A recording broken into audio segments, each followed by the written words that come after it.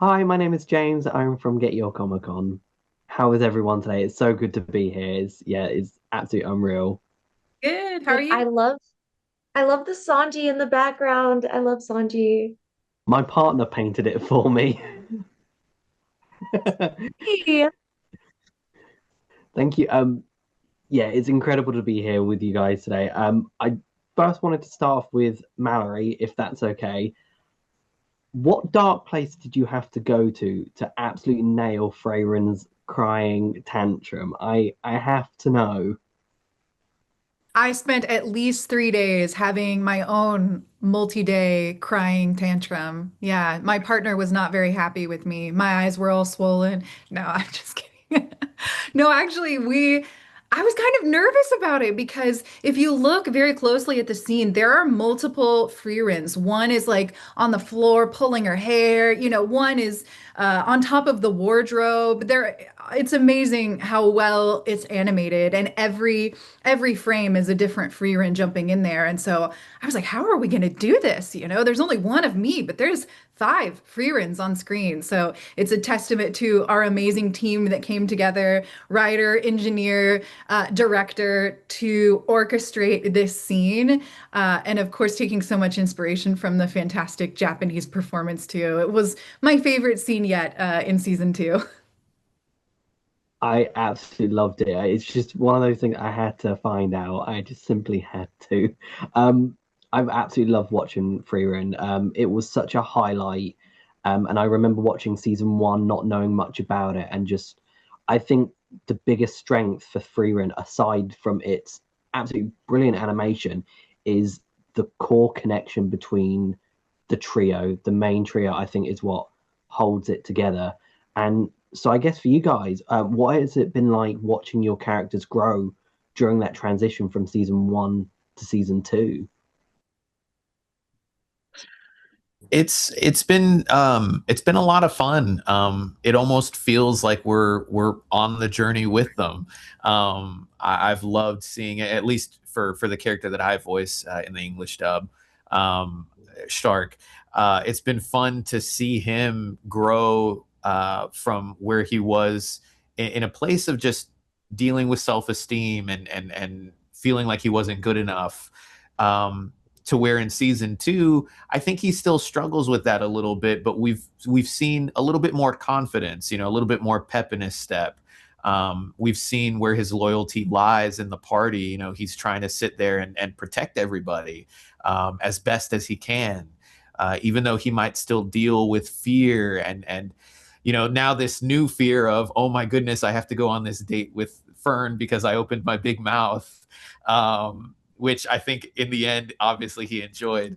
Um, it's just been a lot of fun watching him grow, and then watching him grow, like I said, just not just as like a warrior, but as like a just like a young, teenage slash young adult man. Like it's been really cool to see uh, him, his personality, not just continue to grow, but his feelings of his party members. Looking at Frieren as somebody he can ask advice, looking at Fern as somebody who's really cute and maybe he wants to spend more time with her. Um, it's been really cool. Someone pointed out that episode one aired 3 years ago, which feels wild.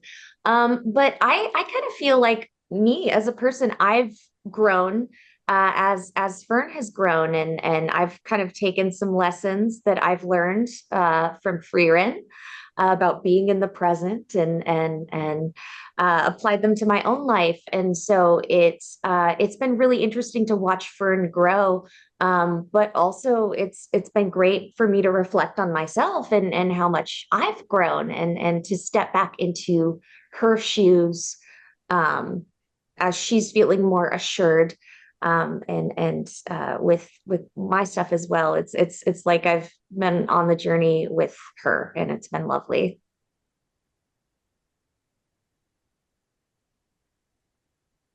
Thank you. It's like I said, it's an absolute standout of a series, and it's been just a joy watching these guys develop. Um, especially Frieren, who I think is still kind of discovering herself. But the transition from season 1 to season 2 is so different. And yeah, it's just been a joy watching these guys go on these adventures. And I don't think I anticipated Frieren becoming as big as it has. There was the iconic chin meme, and there have been so many moments that have taken different forms, and I never anticipated it to be as big as it is. For you guys, does that add any additional pressure when it comes to bringing these characters to life when you're in the recording booth?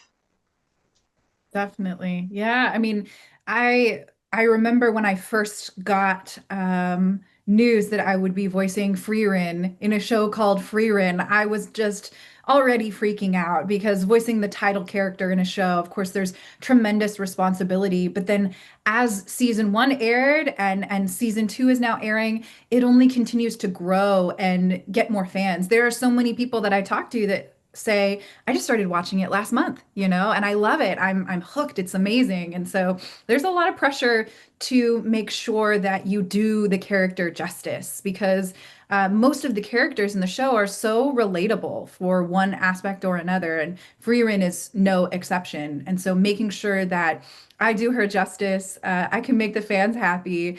Of course, there's Frieren Fridays that happen where the episode comes out and everybody talks about what they love about the episode. And so to me, that community is such a fantastic place and to be a part of, and seeing what they love and what they're looking forward to in the next episode gives me a lot of heart. So I enjoy being a part of the community, but certainly the pressure is there with the show that's become this popular.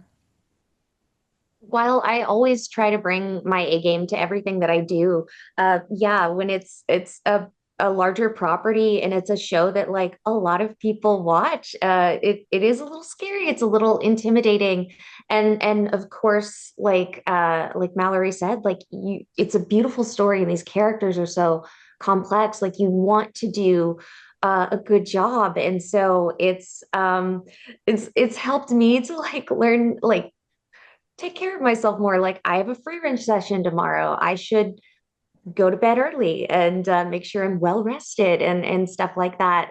So I'm just constantly trying to deliver what the show deserves. Yeah. I agree. I think that there's a pressure of wanting to perform your best for a show like this. And it's not that we, didn't start performing our best for season 1, but it's like knowing how popular it became between season 1 and season 2, you're sitting there going into season 2 saying, man, I really got to bring my A game. Like, I want to make sure that we're at the top of our game and giving this show the love and care that it deserves, because it is such a good show. And I'm thankful because the pressure, I would say for me at least, it's not like a bad pressure, it's a good pressure of, hey, like people expect a quality, dub of this show, and we're gonna go out there and we're gonna make it happen. So it's a lot of fun. I love getting a chance to work on this show. And Mallory and Jill, they're bringing their A game as well. I think everybody is, and it's just been so incredible to watch. Thank you so much. Yeah, you guys have absolutely nailed it. I'm so in love with this world. So thank you for taking the time to answer my questions. And I can't wait to see what happens next. And yeah, thank you so much. Thanks for watching, Super Friends. Check out more videos from across our YouTube channel right here. Make sure to like, subscribe, and share on all your favorite platforms. See you next time.